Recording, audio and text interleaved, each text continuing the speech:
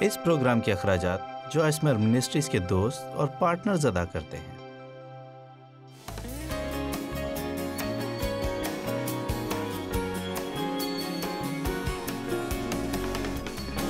آپ میں سے کتنے لوگ دعا کرتے ہیں؟ اچھا، تو آپ میں سے کتنے لوگ چاہتے ہیں کہ ان کی دعاؤں کا جواب بھی ملے؟ آج میں آپ سے تھوڑی بات کروں گی کہ جب دعا نہیں کر رہے ہوتے تو ہم کیا کر رہے ہوتے ہیں۔ آپ کو اندازہ ہو گیا ہوگا کہ میں کیا بات کرنے والی ہوں۔ ایسے الفاظ جو ہم اپنی دعا سے ہٹ کر بولتے ہیں وہ ہماری دعا پر کتنے اثر انداز ہوتے ہیں۔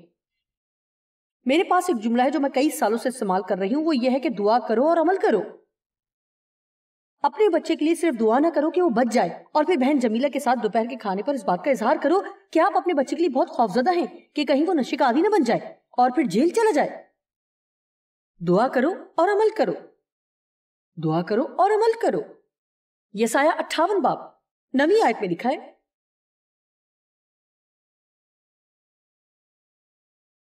شاید آپ نے کئی سال پہلے یہ پیغام سنا ہو، کیونکہ جیسا کہ میں آج رات الفاظ کے بارے میں سکھاؤں گی، آپ شاید سوچتے ہوں کہ مجھے اس کی ضرورت نہیں ہے، میرا نہیں خیال کہ اس سے مجھے کوئی فائدہ ہوگا، لیکن یاد رکھیے آپ کو اس کی ضرورت ہے اور مجھے اس کی ضرورت ہے۔ خدا ایک گہری سطح پر جا کر میرے منہ کے الفاظ کے بارے میں مجھ سے بات کرنا چاہتا ہے، اور آج میں نے کسی کو کہا تھا کہ میں آج پورے طور پر تیار ہوں۔ میں دور کا سفر طے کر کے آئی ہوں اور میں کمزور ہوں، اور بہت سے لوگ جو زیادہ بولتے ہیں وہ بھی کئی کمزوریاں رکھتے ہیں، اور شاید آپ میں سے کئی ہیں جو بلند آواز سے نہیں کہہ رہے، لیکن یہ بات آپ کے اندر ضرور موجود ہے۔ یہاں پر اپنے بارے میں بہت گفتگو چل رہی ہے جس کو تبدیل ہونے کی ضرورت ہے، آمین، اور میں اس کو تبدیل کرنا چاہتی ہوں اور میں بہتر بننا چاہتی ہوں۔ اس عمر کے حصے میں وقت ضائع نہیں کر سکتی۔ میرا مطلب ہے کہ مجھے فتح چاہیے کہ 20 سال پہلے جس فتح کو حاصل کرنے میں مجھے 5 سال لگے تھے، اب میں وہ فتح 5 دن میں حاصل کرنا چاہتی ہوں۔ میں یہاں وہاں دھکے نہیں کھا سکتی۔ میرا مطلب ہے کہ میں چاہتی ہوں کہ خدا میرے الفاظ کی طاقت مجھے دکھائے کہ میرے اندر خداوند کا احترام اور خوف بھی ہو، اور میرے اندر اس کی تعظیم بھی ہو، تاکہ میں وہ باتیں بھی کہہ سکوں جو میں جانتی ہوں کہ مجھے یا کسی اور کو دکھی کریں گی، لیکن یہ صرف خدا ہم پر ظاہر کر سکتا ہے۔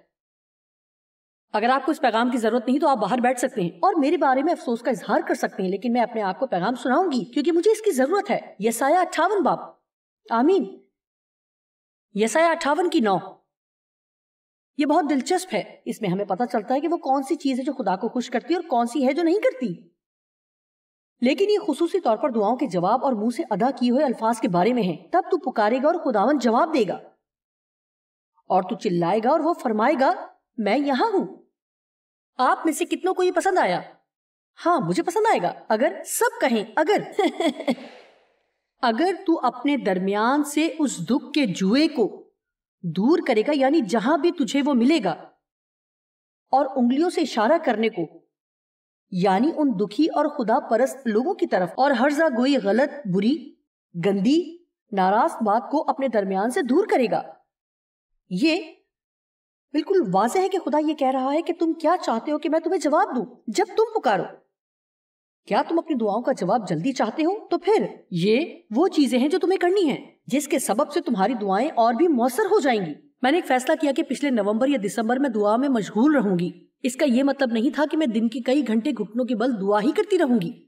اس کا مطلب یہ تھا کہ میں چیزوں کے لیے اسی وقت دعا کروں گی جیسے کہ پہلے میں نے کبھی نہ کی ہو، جاگوں بھی اور دعا کروں، ساتھ ساتھ چیزوں کو بھی دیکھوں اور دعا بھی جاری رکھوں، اور ہر طرح سے دعا کروں، شکر گزاری کے ساتھ، حمد کے ذریعے، درخواستوں اور دوسرے لوگوں کے لیے شفایتی دعا۔ اور میں چاہتی تھی کہ ان دعاؤں کا جواب بھی ملے۔ میں اس کام کو مسلسل نہیں کرنا چاہتی تھی جس کا کوئی فائدہ نہ ہو اور جس کا کوئی پھل نہ ملے، اور میں صرف اپنا وقت ہی ضائع کرتی رہوں۔ اور میرا یہ یقین ہے، اور میں آپ کو وہ بھی بتاؤں گی کہ میرا کس بات پر یقین ہے۔ میرا یقین ہے کہ خدا ایک گہری سطح پر میرے ساتھ کام کر رہا ہے۔ وہ میرے منہ کے الفاظ کے بارے میں مجھے سکھا رہا ہے، کیونکہ اگر میں زیادہ دعا کروں اور میری دعا کے نتائج بہتر سامنے آئیں تو خدا مجھے اس معاملے کا دوسرا پہلو بھی دکھائے گا۔ اور میرا نہیں خیال کہ مجھے اپنی زبان سے کچھ زیادہ مسئلہ ہے، لیکن کوئی بھی مسئلہ بڑا بن جاتا ہے اگر ہم اسے اپنے تک محدود رکھیں اور اس کی پرواہ نہ کریں، آمین۔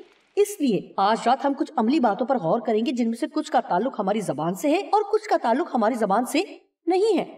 پہلے ہم ان باتوں کا ذکر کریں گے جو ہمیں نہیں کرنی۔ جب ہم ایسا کر رہے ہوتے ہیں تو ہمیں خدا سے یہ کہنے کی ضرورت ہے کہ ہماری رہنمائی کرے۔ جب ہم ایسا کرتے ہیں تو یہی درست وقت ہے جہاں سے ہمیں شروع کرنا چاہیے۔ اے خدا، اس میں میری رہنمائی کر اور میری مدد کر، تو میں وہ کام کرنا روک دوں گی۔ ہم خدا کی مدد کے بغیر نہیں کر سکتے. اگر وہ واقعی ہمیں خبردار کر کے اپنا فضل جاری کرے تو ہم اس کی مرضی سے اپنے آپ کو روک سکتے ہیں. سب سے پہلے جس بات کو ہمیں چھوڑنا ہے وہ ہے بڑبڑانا، شکایت کرنا، برائیاں نکالنا اور بدگوئی کرنا.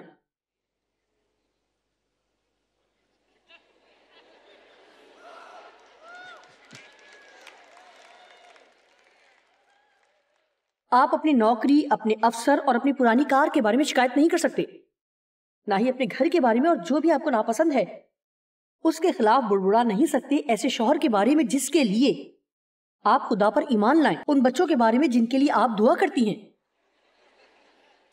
میرا نہیں خیال کہ میں اسرائیلیوں کے بارے میں بات کرنا روک دوں گی. انہوں نے 11 دن کی مسافت کو 40 سال بیابان میں بھٹکتے پھرتے مکمل کیا. بہت ہی افسوسناک بات ہے، اور اس کا بڑا سبب یہ تھا کہ انہوں نے کبھی بھی بڑبڑانا چھوڑا نہیں، جبکہ انہیں شکر گزاری کرنے کی ضرورت تھی. وہ بڑبڑائے جبکہ انہیں خدا کے وعدوں کا بیان کرنا تھا اور چرچا کرنا تھا. وہاں وہ شکایت کرنے لگے اور بڑبڑانے لگے. وہ موسیٰ کے بارے میں بڑبڑائے، وہ خدا کے بارے میں بھی بڑبڑائے، وہ اس معجزاتی من کے بارے میں بھی بڑبڑائے جو خدا نے ان کے لیے آسمان سے جاری کیا. مجھے یقین ہے کہ وہ بادل اور آگ کے ستون کے بارے میں بھی بڑبڑائے ہوں گے. ان کو بالکل تمام چیزوں کے بارے میں شکایت تھی. ہم 3 حوالوں پر غور کریں گے تاکہ آپ یہ جان جائیں کہ جو میں کہہ رہی ہوں وہ سچ ہے. خروج 15 کی 24ویں آیت. سوچنے کی ضرورت ہے کہ آپ میں سے کبھی کوئی بڑبڑایا؟ خواتین بڑبڑانے میں بہت ماہر ہیں، لیکن میں مردوں کو ایسے ہی نہیں چھوڑوں گی، کیونکہ کسی نہ کسی طور پر یہ بات انہی کی وجہ سے ہے. اس وقت میں اپنے اس وقت کے بارے میں سوچ رہی ہوں جب کئی سال پہلے خدا مجھے سکھا رہا تھا کہ کیسے مجھے تابعدار بیوی بننا ہے. اور وہ میرے لیے کافی مشکل تھا، کیونکہ جب میں بڑی ہو رہی تھی تو میرے ساتھ جن سے زیادتی ہوئی، میں نے اپنے ساتھ وعدے کی کہ آج کے بعد کوئی مرد مجھے نہیں بتائے گا کہ مجھے کیا کرنا ہے. اور میں نے وہ عہد و پیمان اپنے ساتھ ایک لمبے عرصے تک قائم رکھے. تو اس طرح کی صورتحال کے بعد یہ بہت مشکل ہوتا ہے کہ آپ تابعداری کریں جب تک کہ واقعی آپ کو کوئی مکاشفہ نہ مل جائے. اور پھر آپ کو پتا ہے کہ جب ڈیو میری کسی بات سے متفق نہ ہوتے اور وہ اس چیز سے ہٹ کر کچھ کرتے جو میں کر رہی ہوتی، تو پھر آپ اندازہ لگا سکتے ہیں کہ کیا ہوتا ہوگا. پھر میں بس یہ کہتی کہ ہر کام میں بس آپ کی بات مانی جاتی ہے. میں بڑبڑاتی رہتی. میں جانتی ہوں کہ آپ میں سے کوئی بھی ایسا نہیں کرتا. میں آپ کو صرف یہ بتا رہی ہوں کہ میں کیسی تھی. اس بارے میں کیا خیال ہے کہ جب آپ کا افسر آپ کو کچھ کہے اور آپ چہرے پر نقلی مسکراہٹ دکھا کر باہر آ جائیں اور کہیں بہت ہی فضول آدمی اور ہمیشہ ہی ایسا کرتا ہے، اور پھر آپ بڑبڑاتے ہوئے دوپہر کے کھانے تک پہنچتے اور پھر یہ بدگوئی اور غیبت کی شکل اختیار کر لیتی ہے. آئے ہم ایک قدم اور آگے بڑھیں. میں لمحہ بلمحہ جذباتی ہو رہی ہوں. مجھے آج کا پیغام بہت پسند ہے. آپ کا نہیں پتا، لیکن مجھے یہ پسند ہے.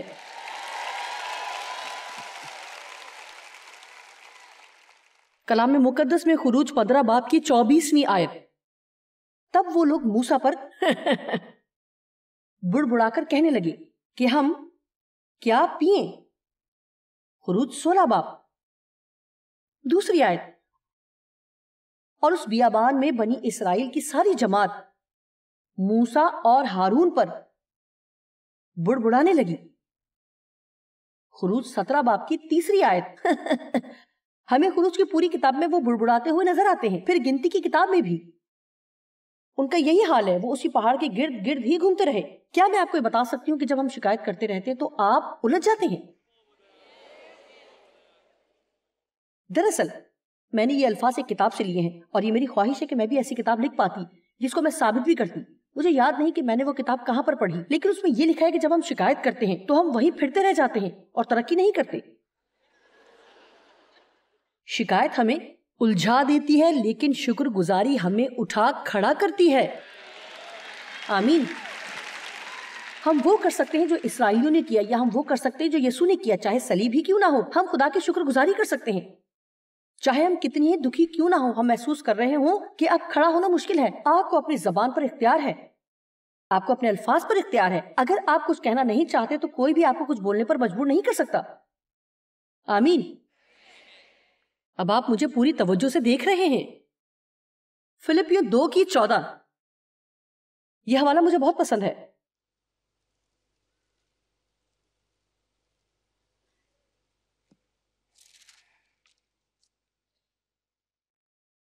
اور یہ دلچسپ بھی ہے کہ جب بعض اوقات میں کہتی ہوں کہ فلپیوں 2 کی 14 آیت نکالیں اور خاموشی سے اس کا مطالعہ کریں ابھی کچھ ہی وقت گزرا ہے تو مجھے ہنسی کی آوازیں آ رہی ہیں. سب چیزیں او میرے خدایا. جب میں گھر کی صفائی کروں تو مجھے شکایت نہیں کرنی. جب میں رش میں گاڑی چلاؤں تو مجھے شکایت نہیں کرنی. میں مہنگائی کے خلاف شکایت نہیں کر سکتی. میں حکومت کے خلاف شکایت نہیں کر سکتی.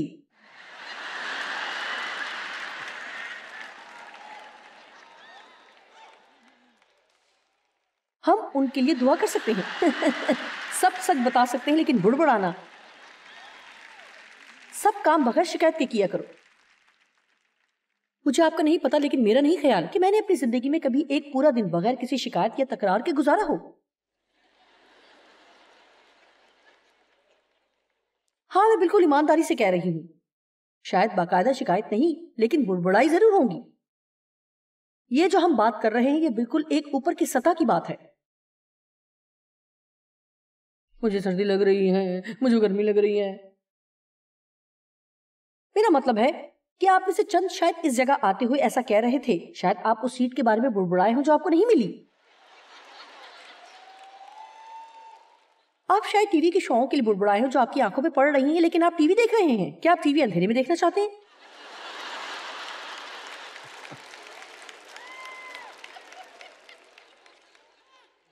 آپ جانتے ہیں کہ ہم کیا ہیں؟ ہم آرام کے عادی ہو گئے ہیں.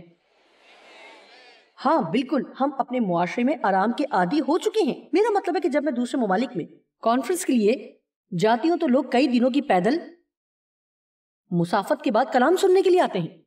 وہ کھلے میدان میں بیٹھتے ہیں. جی ہاں, اور وہ زمین پر بیٹھ جاتے ہیں. مجھے نہیں معلوم کہ وہ یہ سب کیسے کرتے ہیں.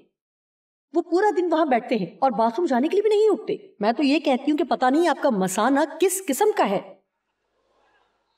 لیکن مجھے تو درمیان میں وقفہ چاہیے.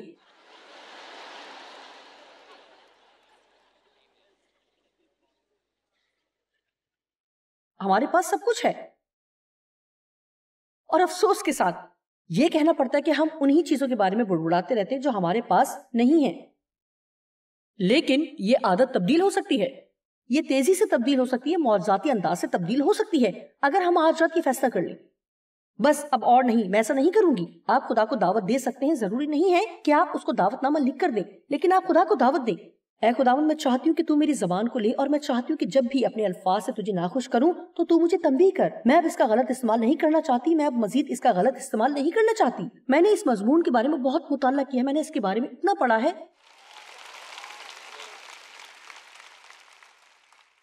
کہ اب اس کے بارے میں مزید مجھے پڑھنے کی ضرورت نہیں ہے.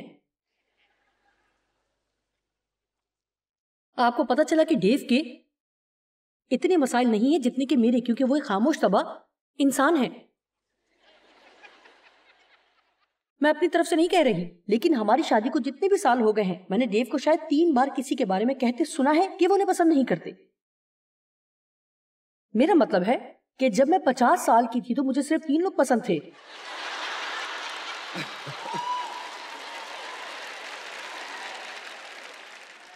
آپ میں سے کتنے لوگ واقعی خوش ہیں؟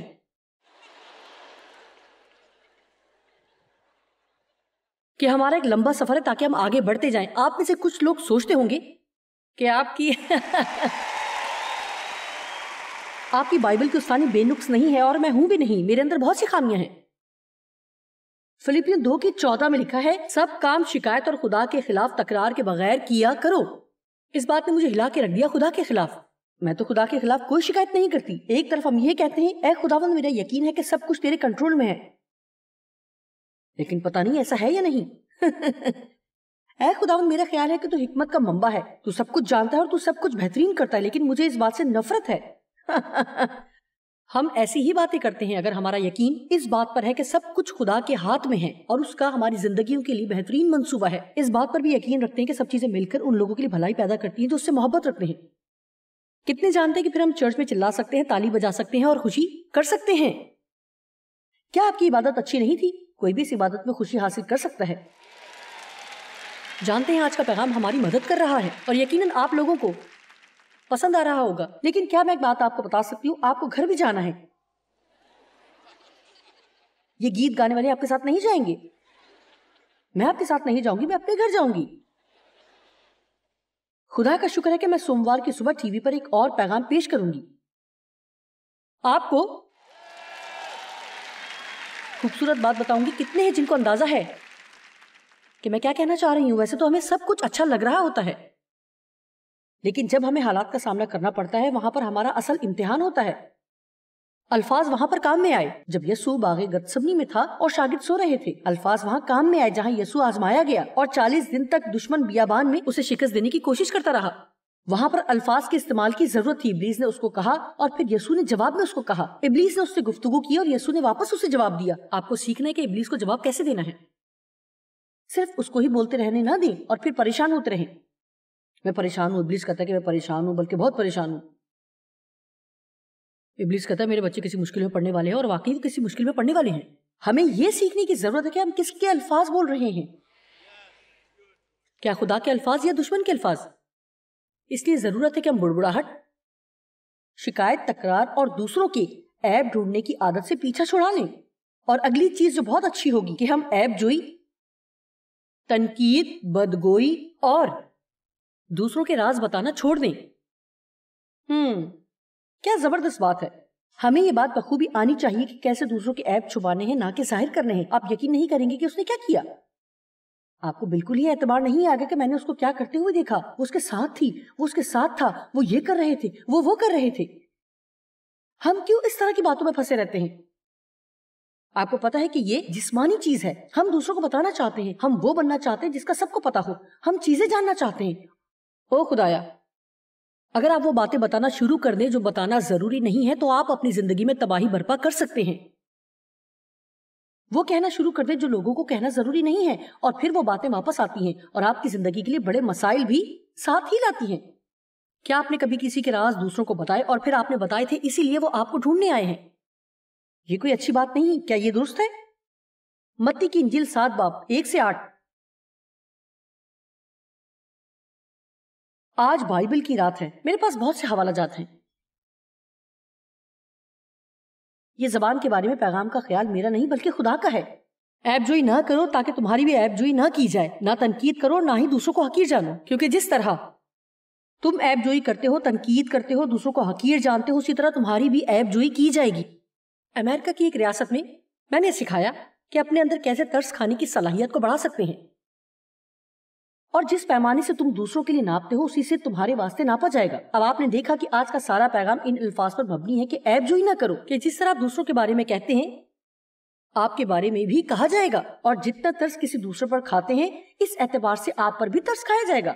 تو کیوں اپنے بھائی کی آنکھ کے چھوٹے سے تنکے کو دیکھتا ہے لیکن اپنی آنکھ کے شہتیر پر غور نہیں کرتا؟ غور سے سنیے کہ تو کیوں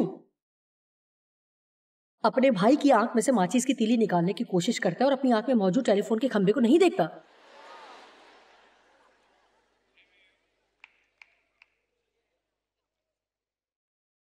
یسوع نے کہا, تم میں سے جس نے کبھی گناہ نہ کیا ہو وہ پہلا پتھر مارے. میں آپ کو ایک بہترین بات بتاتی ہوں, آپ کو یہ حق حاصل نہیں ہے کہ آپ کسی کے بارے میں کچھ کہیں. میں یہاں پر گناہ کے بارے میں نہیں کہہ رہی. ہمیں جاننا ضروری ہے کہ گناہ کیا ہے, اور ہمیں اس گناہ کو غلط کہنا بھی جائز ہے, لیکن ہمیں گناہ گاروں کے بارے میں کچھ کہنے کا حق نہیں ہے. فرق سمجھنا ضروری ہے. اچھا, میں اب دوبارہ نہیں کروں گی. بہتر یہ کہ آپ ہوشیار رہیں. اگر میں آپ ہوتی تو میں ضرور خبردار رہتی. میں جو کہہ رہی ہوں وہ مجھ پر بھی لاگو ہوتا ہے. آپ میں سے کتنے سمجھ رہے ہیں کہ میں کیا کہنا چاہتی ہوں؟ میں آپ کو یہ نہیں کہہ رہی کہ آپ خدا پرست طریقے استعمال کر کے اس چیز کو درست کریں اور گناہ کو نظر انداز کریں, اپنے غلط کاموں کی طرف نہ دیکھیں. یہ وہ بات نہیں ہے جو میں کہہ رہی ہوں. میں بات کر رہی ہوں اس نفرت انگیز رویے کے بارے میں جو آپ دوسروں کے لیے رکھتے ہیں. وہ عیب جوئی کا رویہ جس سے ہم دوسروں کو ناپتے ہیں. ہم اکثر کہتے ہیں مجھے یقین نہیں ہو رہا کہ تم ایسے بھی کر سکتے ہو. ہم جانتے ہیں کہ انہوں نے کیا کیا, لیکن صرف خدا جانتا ہے کہ انہوں نے وہ کیوں کیا. اور میں آپ کو بتا سکتی ہوں کہ کچھ لوگ ایسے موجود ہیں جو بہت دکھی ہیں اور ہمیں بالکل اندازہ نہیں ہوتا کہ وہ ایسی چیزیں کیوں کرتے ہیں. یاد رکھیں, بیشتر لوگ خود غرض نہیں ہیں. ایسا نہیں ہے کہ برے لوگ اٹھ کر بس خوفناک چیزیں کرنے کی کوشش شروع کر دیتے ہیں, یا کچھ ایسا ان کی زندگی میں ہو رہا ہوتا ہے جو ان کو مسلسل دکھی کیے ہوئے رہتا ہے. کہیں نہ کہیں ان کی زندگی میں احساس محرومی موجود رہتا ہے, اور شاید وہ لوگ اسی لیے غلط کام کرتے ہیں تاکہ کسی نہ کسی انداز سے اپنی زندگی میں اس خلا کو پر کرنے کی کوشش کریں یا اس خالی جگہ کو بھرنے کی کوشش کرتے رہیں، لیکن بدقسمتی سے وہ بری چیزوں سے اس کو بھرنے کی کوشش کرتے ہیں، لیکن خداوند کے فضل سے سب کچھ ممکن ہے۔ آمین۔ اس لیے ہم کہہ سکتے ہیں کہ ہمارا وہ بھائی حرام کاری میں پھنس گیا جو غلط ہے، اور میں اس کے لیے دعا کروں گی۔ آمین۔ 5ویں آیت میں لکھا ہے، اے ریاکار پہلے اپنی آنکھ میں سے تو شہتیر نکال، پھر اپنے بھائی کی آنکھ میں سے تنکے کو اچھی طرح دیکھ کر نکال سکے گا۔ پاک چیز یعنی جو مقدس ہے، ہماری دوسروں کو محبت کرنے کی قابلیت کتوں کو نہ دو، اور اپنے موتی سوروں کے آگے نہ ڈالو۔ میرے خیال ہے کہ بدروحوں کے بارے میں ہے، ایسا نہ ہو کہ وہ ان کو پاؤں تلے روندیں اور پلٹ کر تم کو پھاڑیں۔ اس طرح جب ہم لوگوں کے ساتھ محبت کے تعلق میں نہیں چلتے تو ہم اپنی زندگی میں دشمن کے لیے دروازے کھولتے ہیں۔ لیکن مجھے حصہ پسند ہے، 7ویں آیت، مانگو تو تم کو دیا جائے گا، ڈھونڈو تو پاؤ گے، دروازہ کھٹکھٹاؤ تو تمہارے واسطے کھولا جائے گا۔ اس لیے یسوع لوگوں کی عیب جوئی اور ان کے بارے میں تنقید کرنے کے مضمون کے بعد سیدھا دعا کے بارے میں بات کرتا ہے کہ دعا کرنے میں مشغول رہنا بہت ضروری ہے۔ اس بات سے یہ ثابت ہوتا ہے کہ یہ دونوں مضمون ایک دوسرے سے جڑے ہوئے ہیں۔ وہ شاید یہ کہہ رہا ہے کہ میں چاہتا ہوں، اور اس وقت تک کھٹکھٹاتے رہو جب تک کہ کوئی کھول نہ دے، اور اس وقت تک تلاش کرتے رہو جب تک کہ پا نہ لو۔ دعا کرنا نہ چھوڑو، اچھی چیزیں آ رہی ہیں، لیکن خبردار رہو کہ تمہارا سلوک لوگوں کے ساتھ کیسا ہے۔ ہوشیار رہو کہ تمہارا لوگوں کے ساتھ رویہ کیسا ہے۔ لوگوں کے بارے میں تنقیدی رائے، عیب جوئی کے خیالات اور ریاکاری کی روح نہ رکھو، رحم دلی سے کام لو۔ خدا ہماری دعاؤں کا جواب اور بھی جلدی دے سکتا ہے اگر ہم لوگوں کو تنقید کا نشانہ بنانا چھوڑ کر اور عیب جوئی چھوڑ کر رحم دلی سے کام لیں۔ آمین۔ اس دنیا میں بہت سے لوگ موجود ہیں جو کھوئے ہوئے ہیں، انہیں اپنا وجود محسوس نہیں ہوتا، انہیں تنقید اور تحقیر آمیز الفاظ کے بجائے ہماری دعاؤں کی زیادہ ضرورت ہے۔ آپ کو پتا ہے کہ بائبل میں اور بہت سے حوالہ جات موجود ہیں جہاں پر منع کیا گیا ہے کہ ہمیں عیب جوئی نہیں کرنا، لیکن میں وہ پیش کرنے کے بجائے چند ایک اور باتیں آپ کو بتانا چاہتی ہوں۔ 3 نمبر پہ جو چیز ہمیں اپنے منہ سے نہیں کہنی کہ اس وقت تک اپنی رائے کسی کو نہ دے جب تک کہ کوئی مانگے نہ۔ میں نے آج رات یہاں آتے ہوئے یہی کیا۔